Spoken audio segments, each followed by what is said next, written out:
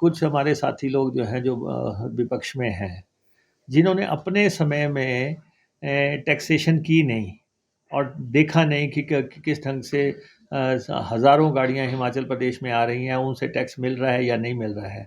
हमने हिम्मत की है, हमने हौसला रखा है, हमने टैक्सेशन की। ठीक है, इसकी रिपरकशंस पूरे इंडिया में हुई, पूरे हिंदुस्तान में जो है इसकी चर्चा हुई, क्योंकि Himachal is a tourist state, लोग यहाँ पे हिमाचल प्रदेश में आते हैं। अब इश्यू क्या है इसमें, 3-4 पहली बात तो समझने की है, जो कि अभी भी मैं देख रहा था कि एक एक रिपोर्टर ने अभी रिपोर्ट की थी। हम पत्रकारों का सम्मान करते हैं पूरी तरह। मैं खुद पत्रकारिता से आया हूँ, इसलिए I have full regards for all of you. लेकिन मेरा ये आग्रह रहेगा कि उस मुद्दे की गहराई को ज़रूर जांच लें कि मुद्दा क्या है।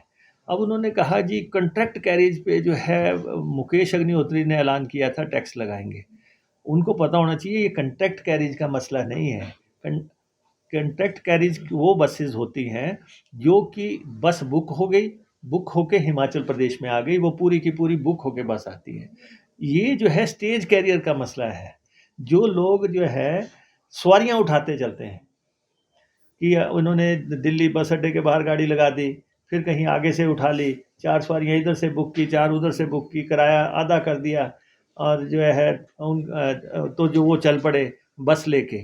तो ये पहले तो कॉन्ट्रैक्ट कैरेज और स्टेज कैरेज में अंतर स्पष्ट होना चाहिए मेरे पत्रकार साथियों को कि अच्छा। फिर ये है कॉन्ट्रैक्ट कैरेज वालों को, ये है कि हम 3 लाख रुपया जो है सेंटर को जमा कराते हैं टैक्स का। वो कहते हैं कि हमने वन टाइम टैक्स दे दिया और उस टैक्सेशन में आपका भी हिस्सा है, तो आपको केंद्र से पैसा आएगा, तो हमारी बसों को बेरोक टोक आप चलने दें। तो एक वो है, एक दूसरी है स्टेज कैरियर का। अच्छा, हमने टैक्सेशन की, उन्होंने ये हमारे साथ डायलॉग किया, उन्होंने अपने अपने कंसर्न सब ने बताए, और उसके उसी चक्कर में जो है कुछ और बातें भी बीच में आई कि जैसे बद्दी बोटीवाला, नालागढ़ या दूसरे औद्योगिक क्षेत्रों में जो बसें आती हैं, वो बसें भी विदाउट जो है कोई टैक्सेशन जो है स्टेट में आती हैं। अब जैसे कोई कालका से चल पड़ी, कोई पंचकुला से चल पड़ी, कोई चंडीगढ़ से चल पड़ी, कोई लेबर लेके आ रही हैं, 500-700 बसें ये उधर भी आती हैं इंडस्ट्रियल एरियाज़ में भी, और इन बसेस का भी कोई टैक्सेशन नहीं है। तो ये इनका अच्छा, हर बस वाले का अपना लॉजिक है। जो लेबर लेके आते हैं वो कहते हैं जी इंडस्ट्री को बूस्ट देने के लिए, इंडस्ट्री को लेबर नहीं मिलती है इसलिए हम ये लेके आते हैं। जो दूसरे जो दिल्ली वगैरह से बसेज़ आती हैं वो कहते हैं जी हम टूरिस्ट लेके आते हैं, आपका टूरिस्ट जब यहाँ आता है तो आपके होटलों में ठहरता है, आपकी दुकानों पे चाय पीता है, घूमता है, तो परचेज़ करता है, तो आपको उस बहाने कोई पैसा मिलता है।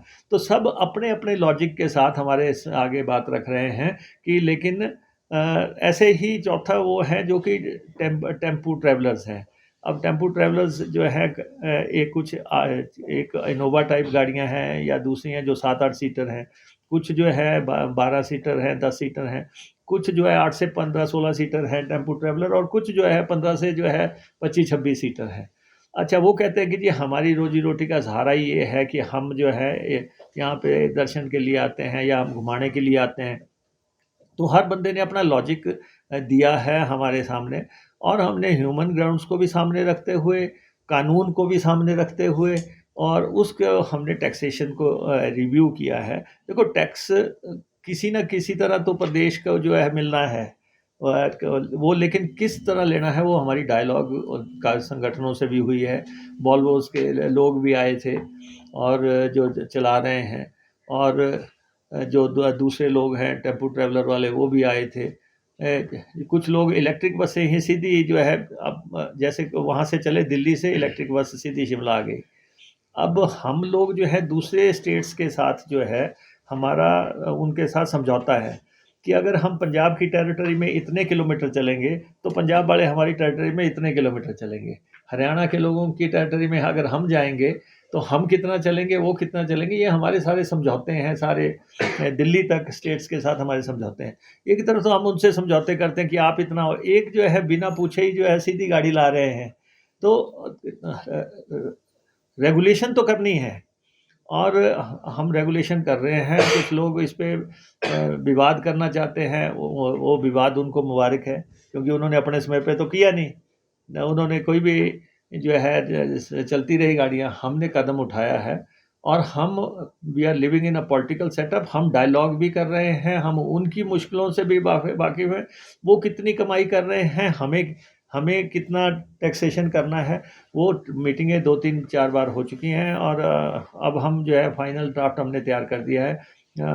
वेरी शॉर्टली जो है हम उसको नए दामों पे जो है लागू करेंगे, ताकि हिमाचल प्रदेश में आने वाली हर बस का हमें मालूम हो कि कौन सी बस आ रही है, और किस मेक की आ रही है, उसकी क्या टैक्सेशन है, वो टूरिस्ट लेके आ रही है, वो श्रमिक लेके आ रही है, या जो है वो श्रद्धालु लेके आ रही है। उन सब चीज़ों को ध्यान में रखते हुए हमने कब तक फैसला लागू हो किया। जाएगी सर इसकी?